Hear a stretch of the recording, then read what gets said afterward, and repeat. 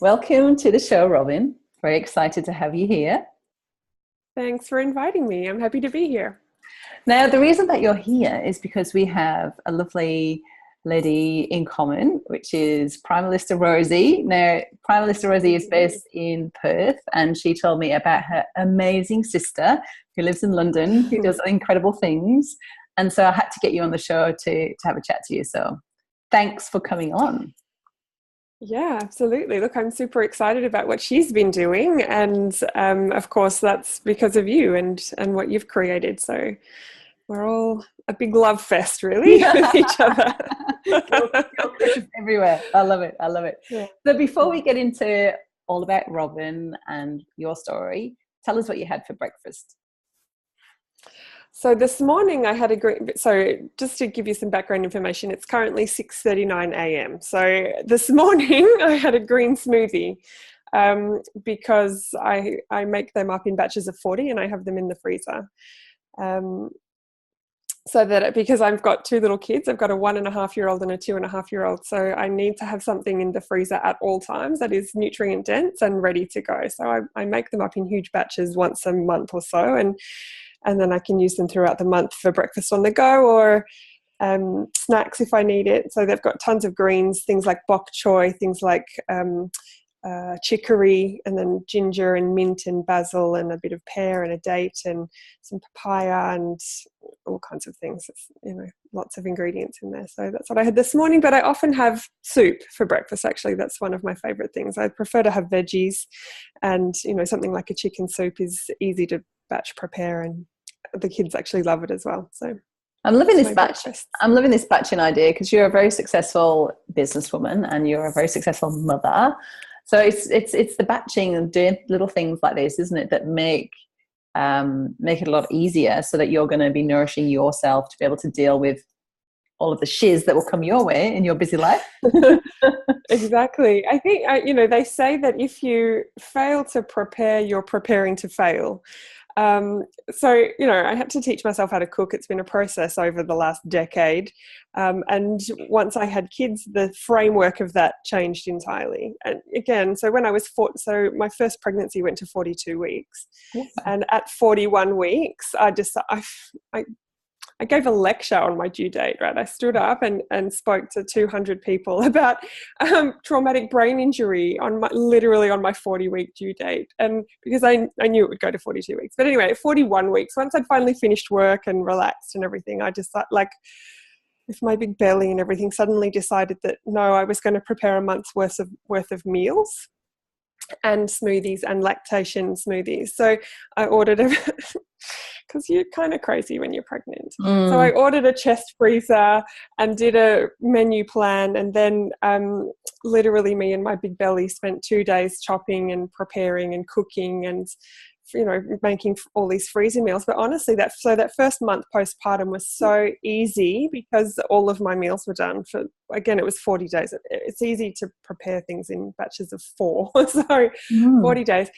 And because that was such a good experience, I kept doing that. So I started doing once a month meals, which is a whole website in the States. And I didn't actually use their website, but I took their ideas and some of the recipes, and I did Whole30 and lactation stuff. And once a month I would have one massive cooking day and prepare. And I can't do once a month anymore. That's to spend a whole day cooking. I don't have time for that anymore. But that's when I really started batch preparing, because you spend half a day or a couple of hours, and then the rest of your week is a breeze. So it totally, I have to budget in the time to do that batch prepare, but it changes everything about my entire week or my entire month. And it makes it super easy to grab something that I want to eat and that will make me feel good afterwards and tomorrow, instead of eating something because I'm hungry and I haven't prepared and it's, going to make me feel tired or,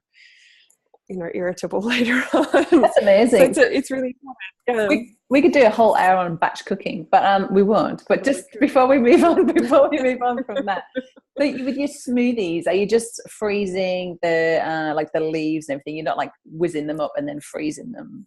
smoothie. Yeah, I freeze all the ingredients, yeah, but I freeze everything. So if I'm going to put L-glutamine in there, if I'm going to put any protein powder, if I'm going to put probiotics, it all goes in the bag. So all the leaves go in there. I chop the fruits, chop things into small pieces. Because when you're blending from frozen, you have to make it a bit easier for the blender to work. Otherwise, you blow out the engine. So chop everything, throw all the leaves in, throw any powders in. The only thing then when I'm whizzing it up to have for breakfast is I add a liquid, which is usually water, but sometimes I use tea, like a rooibos tea or something like that. Wow, sounds amazing. And then for the meals that you make, are you like doing big cook-ups, like things like chili con carne and things like that you can put into little containers in the freezer?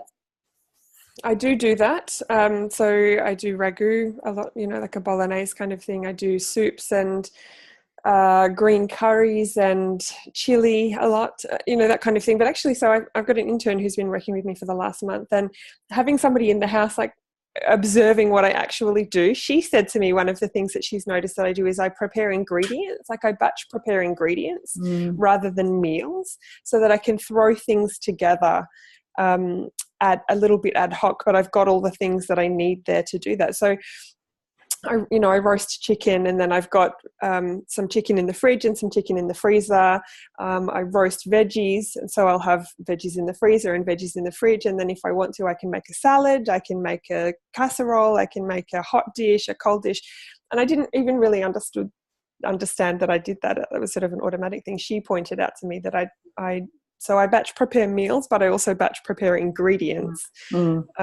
So that I can throw things together. Yeah. It's super smart. I do the same, and I love to be able to just go to the fridge and like have like I call it scraps of the fridge. There's no scraps at all. It's all amazing food, isn't it? But it's scraps of the fridge. It's like, right, what can I have? And it's like you maybe start off with like a base of a salad, and then you can throw in some beetroot salad and a coleslaw and some leftover chicken and some leftover guacamole and a blob of sour cream and sprinkle of cheese. Exactly. And it's just incredible, like butter bowl as they're called now.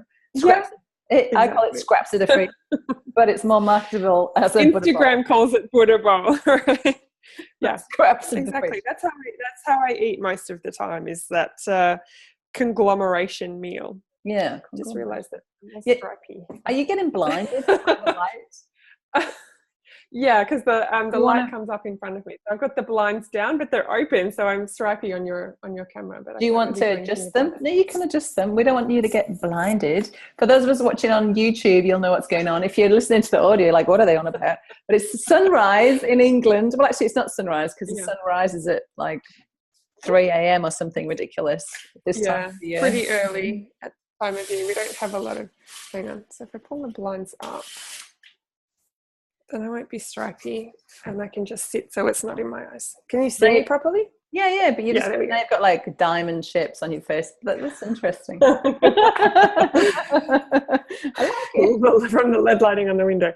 LED lighting, not security screen. So nice. Anyway, right. So I'm rambling now, but let's get into Robyn and your story. How did you tell us about your background and how you became to be so passionate about functional medicine?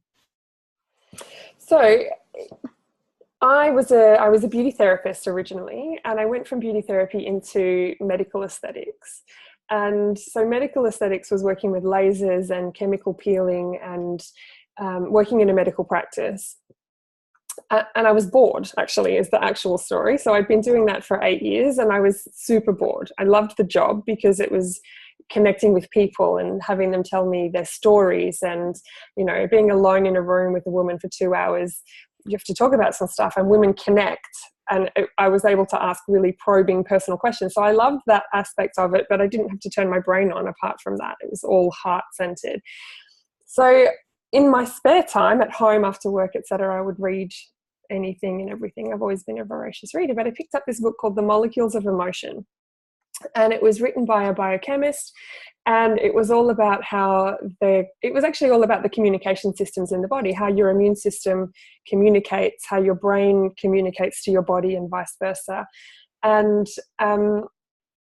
it just, it piqued this interest in me about the immune system, specifically about how the brain works, etc. And then fast forward 6 months, and I started doing a bit of research around how the ingredients that I was using work. Like, how does retinol work? What does it actually do to the cell? And why do we use L-ascorbic acid? And how is vitamin C involved in collagen production?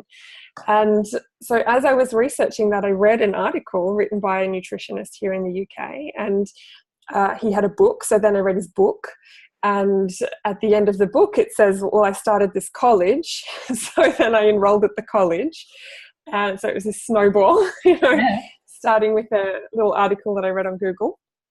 And so I studied at the college for 4 years, and I went into it thinking that it would be a natural extension of what I was doing for work, that people who have problems with their skin have problems with their gut. So I would help people to fix their gut and to calm down their inflammation. And I would just continue on with my job, but it would be more extensive and more interesting for me, therefore. What I discovered is that people who have problems with their skin want a quick fix as a general rule. They're not usually, especially in a medical practice, they want a cream or a peel or a treatment. They don't actually want to do the hard work around not eating dairy anymore or whatever it is. And also during the course of college, I discovered that actually I love a lot of other things more than the skin. Like, the skin is really interesting to me, and it was my gateway drug, so to speak, into the whole industry. But I really loved the brain, and I really loved the immune system. The immune system comes alive for me. I like all of the immune cells have their own little personalities, and it's very visual, when I'm reading around the immune system. So, but it was interesting, and I every second week had a new, okay, I'm going to do this when I qualify, I'm going to do this when I graduate, etc. But what actually happened was, in my last year so let me preface that. So I moved to the UK in early 2014, and I had actually been sick for about 19 years at that point. With a bunch of different things. I suffered from migraines, I had constant chest infections and sinus infections and fatigue, and I was super underweight, and I had suffered really badly with eczema my entire life, like whole legs and whole arms and hands and feet, and on my forehead. Okay, now I'm super such a weird, I'll sit over here. So I had all of these symptoms, but nobody had ever asked why I was having all of these problems. And none of the doctors that I saw at that time did anything except prescribe a drug for this and a steroid cream for the eczema, and nobody ever joined the dots. So eventually I got so sick, I actually thought that I had cancer. I was very convinced. I was so tired that I couldn't even speak anymore, and I'm pretty verbose. So that was a big change. I was really underweight. I looked ill. And in Perth, there's this women's, I don't even know if it's there anymore, but there was a women's health centre, and there was a big long waiting list to get in there. It was NHS, it was a GP, not NHS, what was it called? Medicare. So it was a GP. But there was this long waiting list, and they only had women doctors working there. They only dealt with women's problems. So I think they were more dealing with issues around pregnancy and domestic abuse and stuff like that. But I decided that was where I was going to go. And there was a British GP who was working there, and I walked in, and I had prepared for this doctor's appointment, and I'd written down every symptom and everything that I thought was relevant in my medical history. And she picked out two things, which were I had fatigue, and that I had noticed that if I reduced wheat, the eczema got better. And she said, I'm going to test you for celiac disease. And when she said that, I immediately knew that that's what it was. Like, I just knew. She said it, something clicked into place, and I was like, okay, here we go. We've got an answer. The blood test came back positive. I went and had a biopsy that was positive. So I had total villus atrophy. I had a diagnosis of celiac disease. And during that time, between the doctor's appointment where I had the blood test and the biopsy, I got offered a job in London. So I got the biopsy back. Like 2 weeks later, I flew to London. So I ate everything I could get my hands on, all the pizza and fish and chips that I could consume for that 2 weeks. I ordered a gluten-free meal on the plane. And so when I got on the plane, that was kind of the delineation of my gluten-free life. So when I came to London, I was gluten-free from here on in. But when I went gluten-free, migraines went away, eczema went away, fatigue went away, like big miraculous recovery. I, put on a bit of weight, everything started working properly, more or less. And I didn't think about it particularly anymore. So by the time I went to nutrition school, that wasn't any part of my motivation. And it wasn't really that much a part of what I was motivated around studying. Like I felt like my health was okay. And I was managing it fine. And then in the last year of college, I got glutened really badly and didn't recover. So usually my symptoms on getting glutened would be predictable and kind of linear. They would follow a set pattern and they would last between 2 and 4 weeks. Mm-hmm. And then I'd be tired for a couple more weeks after that, and then I'd be fine again. So at 6 months of being sick, of not being able to get out of bed and essentially had chronic fatigue syndrome, realized, and I at that point been seeing other nutritionists, I'm going to sneeze, I'd been seeing doctors, excuse me. Yeah, I'd been seeing doctors who stylized themselves as being functional medicine doctors or alternative medicine sort of compliant doctors or compatible doctors, and nobody had been able to actually help me to understand why I was sick, why I hadn't recovered from this getting glutened. And what I realized in that moment was I knew nothing about celiac disease, particularly outside of it damages your gut, it's a gluten-reactive autoimmunity, the villi, et cetera, et cetera. So, and not only did I not know about this disease that I had, but the doctors and the nutritionists here in the UK at that time also didn't know anything about it. But I had been listening to, back in those days, because it seems like such a long time ago now, I had subscribed to what I guess was one of the earliest podcasts, but it was these CDs that I used to receive in the mail. So once a month I would get a CD from the States from a guy called Jeffrey Bland, who is considered to be the godfather of functional medicine, or the grandfather of functional medicine, as he refers to himself now. But and just by coincidence, at that time, he did one on gluten. Mm-hmm. So he interviewed 2 women, and one of them was Alice Bast, who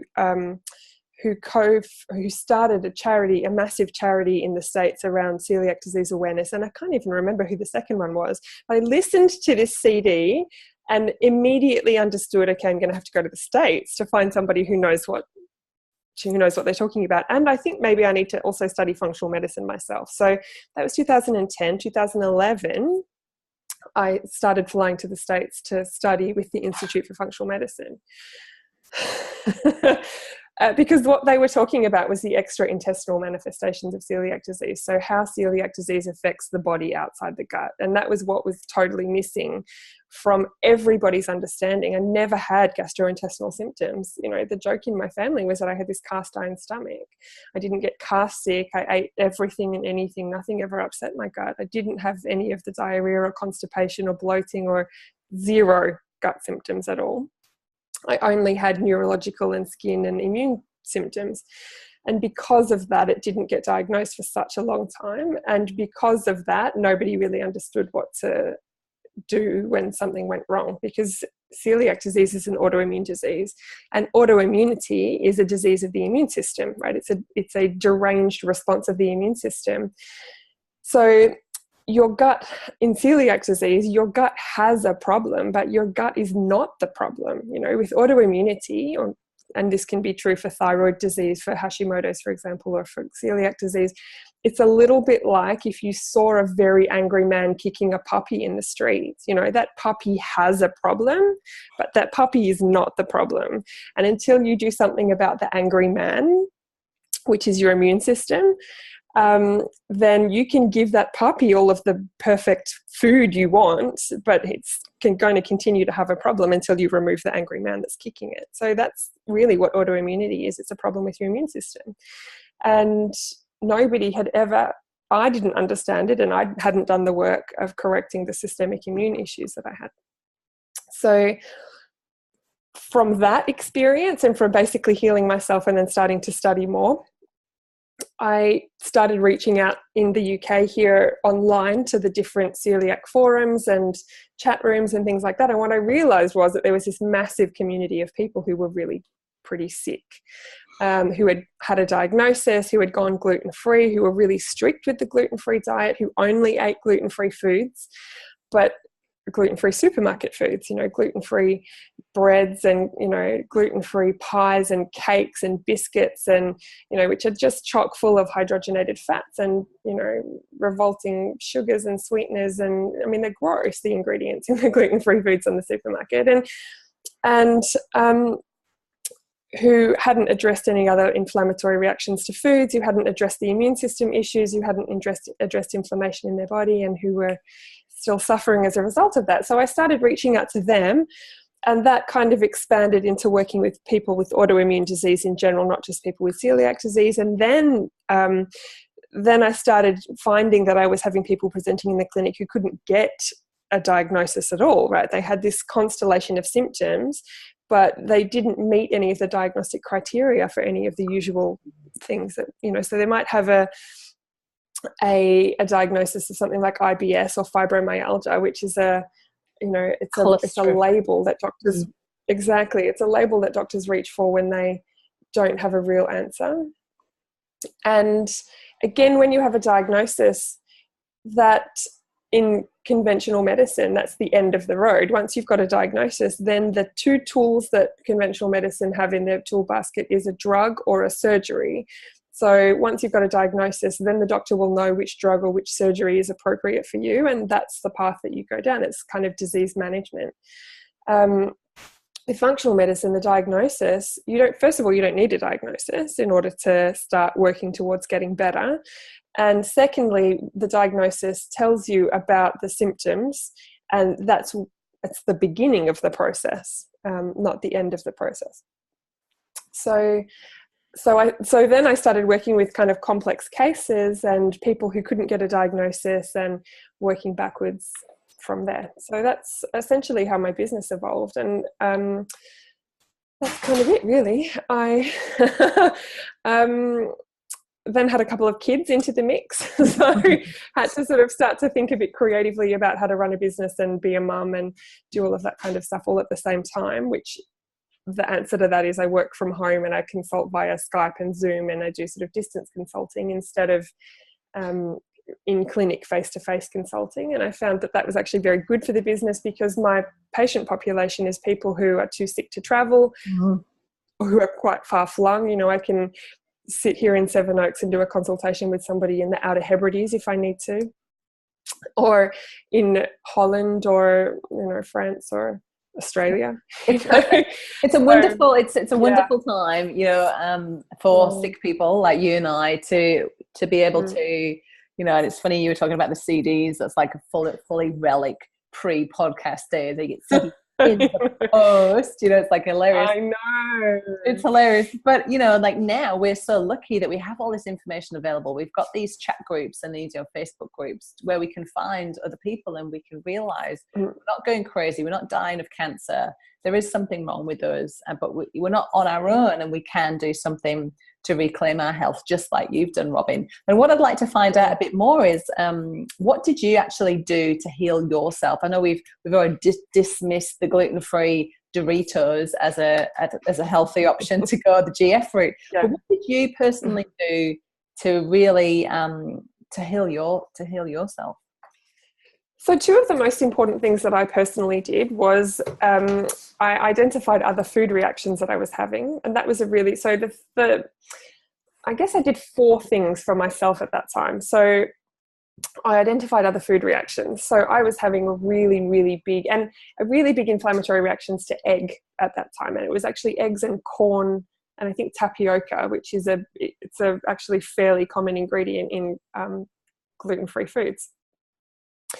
But eggs were something that, because they're nutrient dense and they're, kind of a nutritional superfood, I was eating eggs, and I was exercising a lot at that time. I was eating at least 2 eggs almost every day. I would throw a boiled egg into my handbag if I was going shopping so that I had a little portable snack. I really loved eggs and still do. But when I got glutened, one of the things about when you when you have a massive inflammatory reaction in the gut like that, especially when it's food triggered by a food, is that you break something called oral tolerance.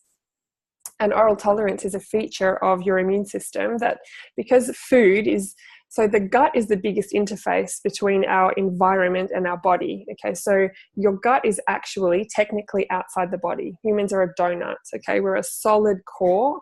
I mean, we're a solid entity, but with this hole running through the middle. So even though you've taken it in, it actually hasn't been absorbed into your body yet. So the gut mucosa, that gut wall, is this interface between our environment, and the biggest foreign protein that we take in on a daily basis is, of course, our food. So you have to have a mechanism to decide that you're not going to react to food, because food is not self, but it's also not dangerous. But when you're having reactions to food, you've broken this oral tolerance mechanism. So when I get glutened, and this happens pretty much every time, when I get glutened, I lose tolerance. And during that period of lost tolerance, I develop a new food reaction. So in that, and I didn't know that that was part of my, didn't even know that that was a thing to start with. And I didn't know that that was part of my pattern. So when I got glutened really badly that time, I started reacting to eggs. And eggs are one of the top 8 allergens, and they provoke a severe inflammatory reaction in me. So I did some testing. I identified other food problems outside of gluten, which is something that doesn't happen enough in celiac disease, that extra testing. Second thing I did was actually comprehensive blood chemistry. So I looked to see what was going on in my body from a basic biochemical sense that needed correcting, and discovered that I had anemia and vitamin D deficiency. Okay, so 2 super important things around immune regulation and energy production and brain function. So corrected those. And I mean, this is not ultimately necessary, but one of the things that I did was I did a genetic screen. Genetic testing was super new in the UK at that time. And so I did the first course that was available here, and discovered that my detoxification genes are rotten, right? I've got lots of really bad. I've got lots of polymorphisms in the genes that are involved in eliminating trash from the body. And I'm missing a couple of genes that are involved in making glutathione. So my basic ability to take out the trash is poor. And beauty therapy is actually a super toxic industry, believe it or not. I was, absorbing solvents and plastics and all kinds of really awful things into my system for years, 10 years, and not able to take out the trash appropriately. So that had all accumulated in my system, and it made me really sensitive to other toxic exposures. And so one of the things that people don't necessarily understand about food is that food is also a toxin. It's an allergen, it's a toxin, it's a medicine, it's lots of good things and some bad things as well. So when you have issues in the gut, when you've got celiac disease and you're having gluten reactions, you're fermenting food, you're making alcohols and things like cadaverine and putrescine and all of these like fantastic microbial toxins and food toxins in the gut. And that totally crashed my body out, because at that time the snow, it's this the camel, the final straw.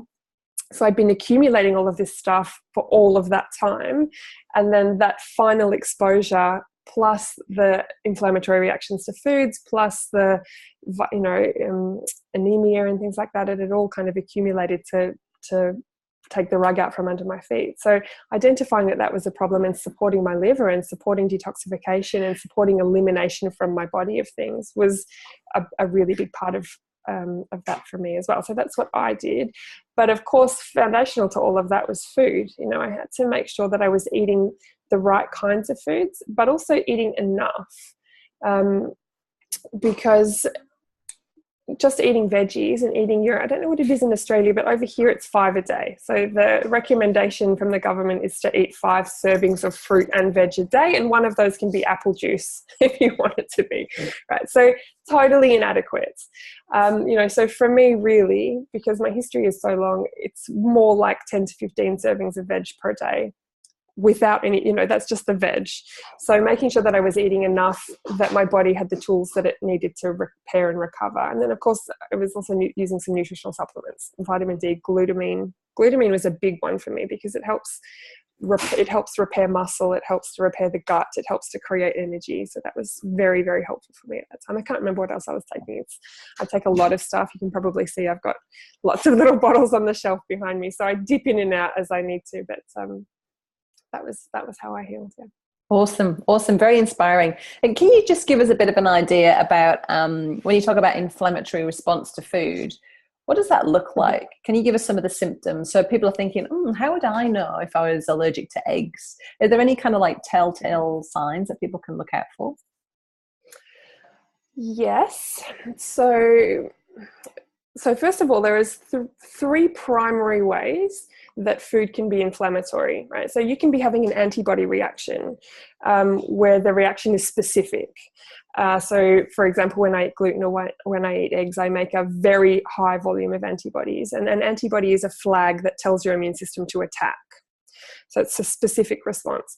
A food can be generally pro-inflammatory, right? So a food can trigger pro-inflammatory cytokines in the body, and that's non-specific, right? So casein, for example, the protein found in dairy, is generally pro-inflammatory. Sugar is generally pro-inflammatory. So if you're already inflamed, eating an inflammatory, damaged fats like the cheap, nasty vegetable oils and things are pro-inflammatory.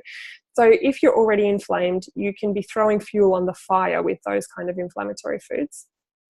And you will probably have very similar symptoms to if you're having an antibody reaction, because inflammation is still inflammation, and you will be reacting in a way that's specific to you because you have a weak link in your chain, right, where your susceptibility is. Or food can be fermenting in the gut and creating inflammatory reactions. So food will be metabolized by the bacteria, and the bacteria create inflammatory reactions. So inflammatory reactions then would be pretty much anything actually. So any kind of inflammation. But common things include, fatigue is probably the number one. If you've got unexplained fatigue, you definitely need to consider inflammatory reactions to food, starting with antibody testing. Any kind of skin problem, so acne, eczema. So eczema, for example, or psoriasis, very, very involved with food reactions. So very specifically with eczema, it's wheat, dairy, and eggs. And somebody actually said they should call it eczema because it's so common to be reacting to eggs when you have eczema. And then in kids, reflux, any of that sort of colic, unexplained crying, eczema again, any kind of sensory processing disorder is probably related to foods or has food as part of the inflammatory issues with kids. Yeah. But kind of anything, migraines, any autoimmune issues. I don't know. The list is long. The list goes on and on. It goes on and on. The list is long. Yeah, it is, yeah. and specific to each person. So for the antibody testing, would that be like an IgG test, something like that? If somebody wanted to. Yes, that's probably the common one. IgG testing is a bit of a minefield because from company to company, there's not a lot of regulation. But that is probably the most easily available one for most people. And I would say, if it's possible, try to get IgG and complement, because when complement is included in the test, it's taking it that step further and identifying that IgG is actually triggering the food reaction or the inflammatory reaction. And there is a company that also does IgG and IgA testing called Cyrex. A bit difficult to get hold of in Australia, but hopefully that will change fairly soon. I was at an autoimmune conference talking to the CEO and asking if it was going to be in Australia anytime soon, and he's open, he says that that's the next frontier. So if you're autoimmune, that's the one to choose, because you need to know the IgA reactions with autoimmunity. But if you're not autoimmune, then IgG would serve you definitely. And that's where I started. When I was sick in 2010, that's what I did, was just a really simple, available to the public IgG panel. And I had a few things that were low level, but the ones that were sky high were the ones that were really problematic for me. So, yeah. So, Robyn, can you define for us functional medicine? Like, what is it? It's like, it's a buzzword. We all talk about it. And, if we're not getting the results that we want from our standard GP, then we need to go and see an integrated functional medicine doctor. What does that actually mean? Like, what does it involve? Okay, so sure, functional medicine at its core is just a really different way of thinking about health and disease. Like, what is health and what is disease? So, so primarily the definition of health from a functional medicine perspective is that it's a state of abundant, optimal physiological function. It's not just the absence of a diagnosable disease, which is kind of the conventional medicine perspective on it. So it's a dynamic process in the body. But really, functional medicine is systems biology thinking. So it's working backwards from the problem and the symptom that you have to understand what's upstream, like why is that happening? But not just that, because that's integrated medicine, that's nutritional therapy, right? It's also understanding how the interconnected web of your body works. So for example, if you have a problem with your gut, is that problem actually starting in your brain? And if you have a problem with your gut, how does that affect your brain? And so if you're presenting with brain symptoms, is that actually a problem with your gut? So there's, it kind of borrows from anything that works, essentially. So some naturopathic medicine thinking and, conventional medicine, anything that works in pretty much any modality will be borrowed in order to help somebody get well. The other thing that I think is really brilliant about functional medicine is that it usually tries to, so there's a big focus on understanding systems-based thinking, so you know where to make an intervention that will get you the most bang for your buck, right? So instead of so if you've got problems with your liver and problems with fatigue and problems with swelling in your ankles and you're getting migraines and, you've kind of got things that are symptoms that spread out all over your body and all through different organ systems, understanding instead of giving you a nutritional or a naturopathic or a green solution for each of your symptoms, it's actually working back from all of them to understand where they intersect. And so you can intervene there. So you make the single intervention that has the biggest impact on the most areas of the body. Lost my train of thought. So the other thing, though, is also understanding not just the physical, the biochemistry. So also understanding we might need to look at the relationships in your life, looking at your relationship to your work, looking at, do you have a spiritual practice or not? And if you did have a spiritual practice before and something went wrong with that, and that's a thing that's missing from your life, then that's actually going to be having an impact on your immune system. So it's kind of looking at other things, relationships and physical activity, and how everything comes together to create health in a person, and addressing each of those things, not just the one where you have a symptom. So it's not like functional medicine is really different than a lot of people think, I think, because it's not just about understanding that there might be a more natural way to address the problem that you have, right? So if you've got high cholesterol, instead of taking a statin, you can take red rice yeast. I can never get that the right way around, but that's basically green medicine, right? So you've given a natural alternative. Yes, you're not taking a drug. Yes, it's probably effective. Yes, but that's not functional medicine. That's green medicine. Functional medicine is asking, why is your cholesterol high in the first place? And is it actually high because you're stressed? Or is it high because your blood sugar is imbalanced? Is it high because you're doing too much physical activity? Is it high because you have mold in your home, right? What is the reason that that's high in the first place? And let's see if we can try to bring it down by addressing the actual cause, not just by giving you a natural alternative to a drug.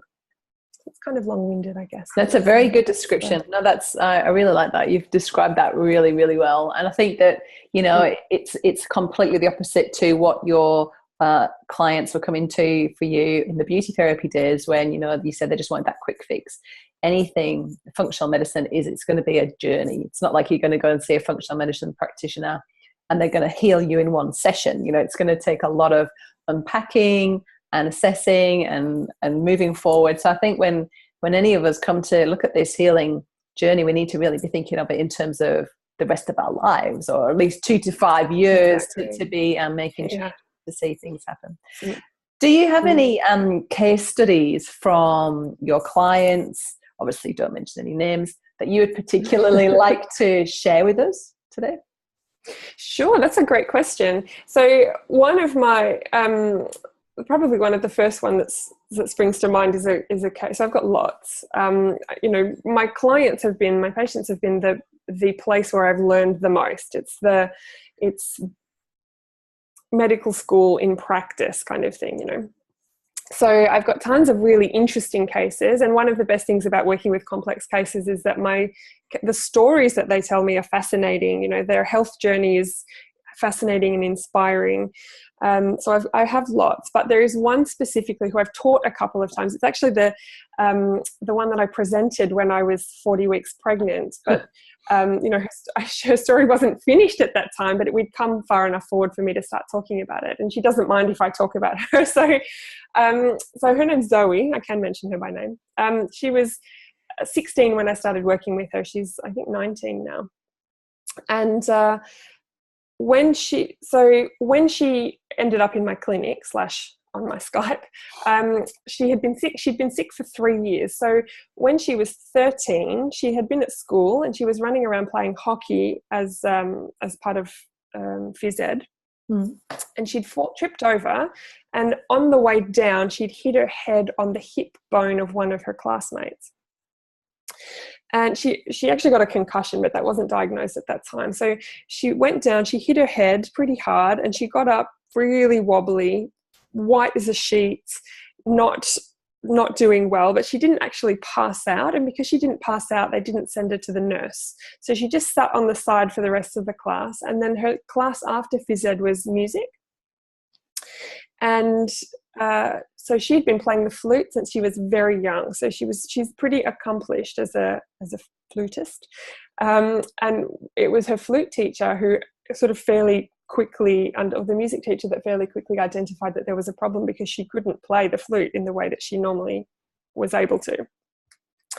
So the music teacher sent her to the nurse, and again, they didn't actually do anything. They just kept her in the infirmary for the rest of the day. And then when her mum came to pick her up, she came walking out of the school. They had phoned her to say that this thing had happened, but she was okay. When she came walking out of the school, her mother was like, "That's not my daughter. I don't know what happened to her, but there's something wrong." You know, she was white as a sheet. She was shaking. She was very clearly unwell. She had a headache for a few days. And that started going down the rabbit hole of she's actually never been well since that moment, or she had never been well since that moment. So she started getting headaches. The headaches were pretty severe. She started getting fatigue, basically, and she was eventually diagnosed with post-concussion syndrome. And she was sent to an energy management clinic who taught her how to budget her energy and how to build it up in gradual increments over the day so that she could increase her capacity for energy. And she did pretty well. It took a little while, but she worked pretty hard at it and did eventually go back to school. I was doing okay. She wasn't great, but she was functioning, and her family were kind of okay with that. And then she, out of the blue one day, threw up. So she basically had a stomach flu, and that, which is a normal thing, you know, we all get bugs that go around from time to time, and it was just that. It wasn't food poisoning or anything. It was just a stomach flu, but that kicked her into complete relapse. So she lost all of the progress that she'd made working with the energy management clinic, and now she had pain. So that was about 12 to 18 months after the original incident. So I met her about another 18 months after that, 2 years to 18 months after that. And at that time, she was unable to get out of bed. She wasn't going to school. She was aiming for 10 minutes out of bed per day. So on a good day, she might play the flute for 10 minutes or 5 minutes, or she would have a shower. She couldn't do both.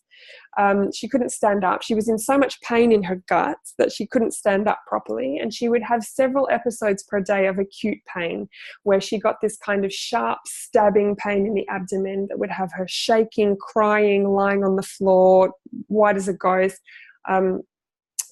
feeling like she was burning up, but with no actual change in tangible temperature, the fatigue, unable to, like, altered brain function because she was so tired she couldn't really talk. Her mother was beside herself, and she'd had every possible medical investigation that you can imagine. They'd ruled out any kind of brain trauma, they'd ruled out any kind of disease in the gut. Nobody could work out what was going on with her.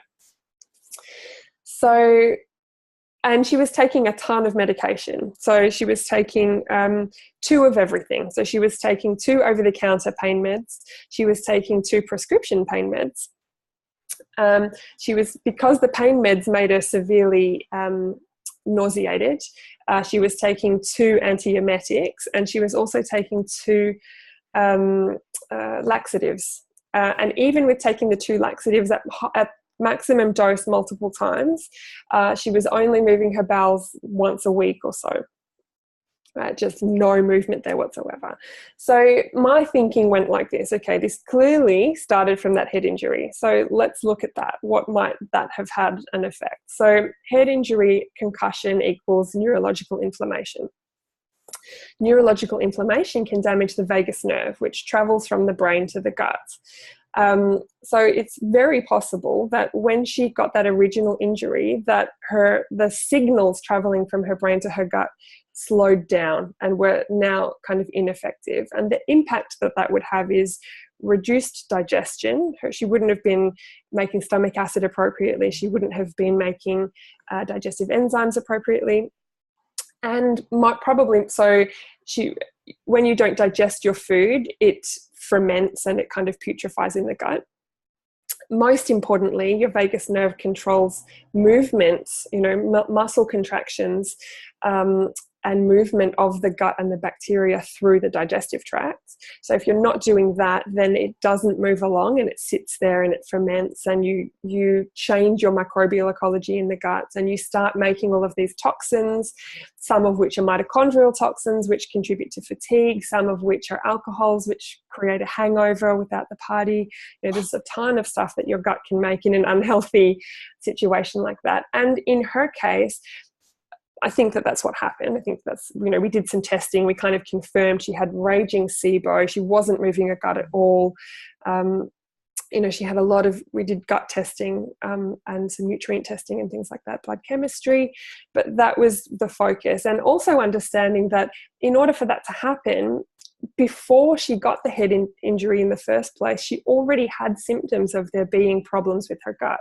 So she had seasonal allergies, and she didn't have, her mum, who's a fantastic woman and who prepares food, was she was eating things like a salami and cheese sandwich on a baguette for lunch, and she'd have a croissant for breakfast, and they would have a kind of chicken and veg type meal for dinner. But a lot of what she was eating was wheat and dairy and processed, and chips and snacks and fast food and McDonald's when she went out with her friends. And her diet was a contributing factor for sure, and she already had symptoms of dysbiosis, of problems with the bacteria in the gut. So she had that preceding issue that when you add the head injury onto it, created a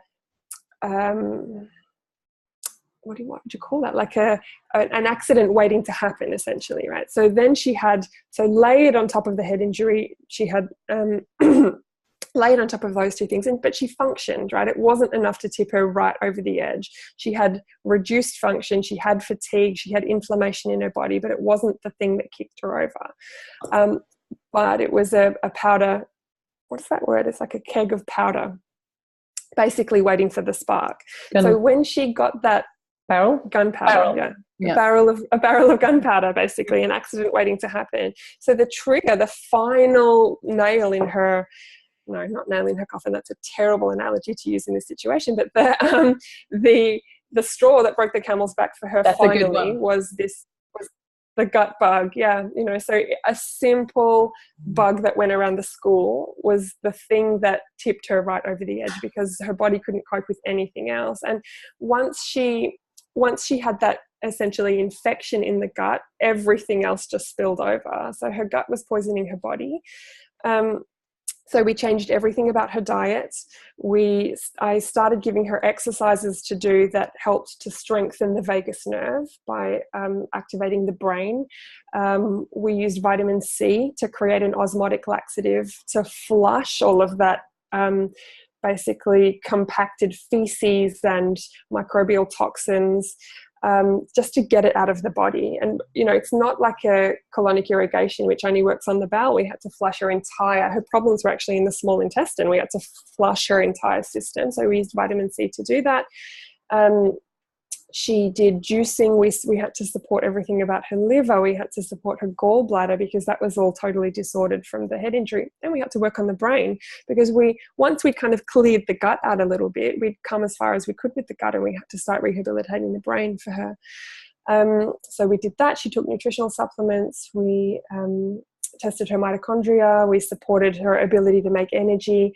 And I barely see her anymore, but the end result of all of that is she's on a pretty strict diet. She's, you know, she doesn't tolerate like sugars and carbohydrate foods particularly well. So she is on an extremely high veg diet, and she's at university now. So she's juicing and preparing all of her foods herself. She doesn't live the normal university life, right? She doesn't drink alcohol. She does drink green juice. But she got all A stars in her exams. She's studying biochemistry at King's College, which is a really good college here in London, in London Bridge, and she's the captain of her water polo team. She's travelled around Germany with her choir, playing the flute. You know, like, life is totally different for her. The trajectory is totally different. And we did all of that without a diagnosis. You know, she was undiagnosable. There's never been anything that we've followed the lead of to explain any of her symptoms, except that it was the function of her body wasn't working anymore.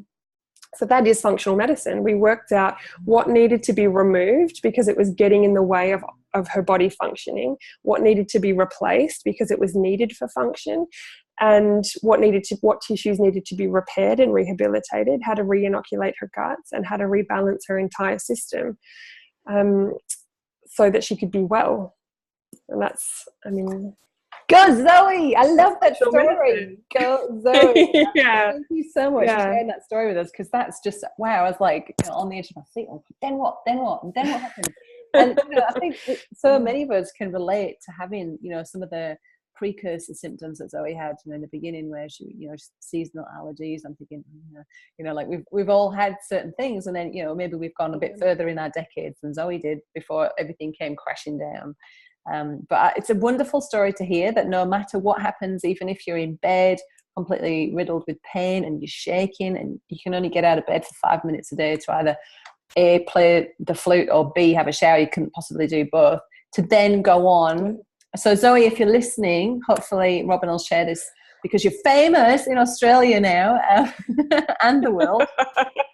Well done, Zoe. What an inspiration you are, and I hope that you do really well at college and you go on to inspire other people to do amazing things as well.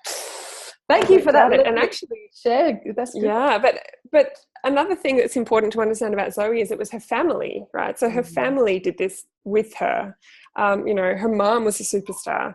And in the beginning, when Zoe was so exhausted, was chopping veggies and washing the juicer multiple times a day and doing, you know, so Zoe and her family did it together. And I think that that's actually very important, because of course the support and the relationships there was the message, you can do this, we've got you, you know, as opposed to it being a targeted therapy of only Zoe and you're sick and we're going to, you know, we'll fix you kind of thing. So there's a whole nother branch of things that I could talk about. The whole of working with families when one of the kids, working with families when one of the kids has a problem.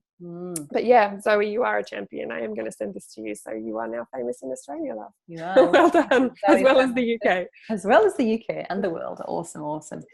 Now, we're on time, Robyn, but before you go, I couldn't possibly let you leave without finding out what your opinion, your personal opinion, is on chocolate, wine, and coffee. So chocolate is my food kryptonite. It's a total food with no breaks for me. So I'm a big love affair with chocolate. Yeah, that's my opinion. Heart, all the heart eyes. Wine. So wine in moderation is actually my thing. You know, alcohol can do some good things in the body. It's very fun socially. I actually don't drink particularly myself, although I do love a glass of champagne at New Year and on my birthday. So wine, it's all about context. Coffee, I can't cope with coffee personally at all. So coffee makes me feel like I'm going to die from anxiety. I don't tolerate caffeine particularly well because of all of those detox genes that I've got problems with. But talk to me about tea, and again, I'm back to all the heart eyes. So coffee's personal. But I love the smell of it, actually. So yeah, it does. It always smells so much better than it actually tastes, unfortunately. Yeah, when it comes to coffee. So just smell it. Then you don't have any. Yeah, exactly. You just have those little pots of coffee beans around the house. Yeah. Love it.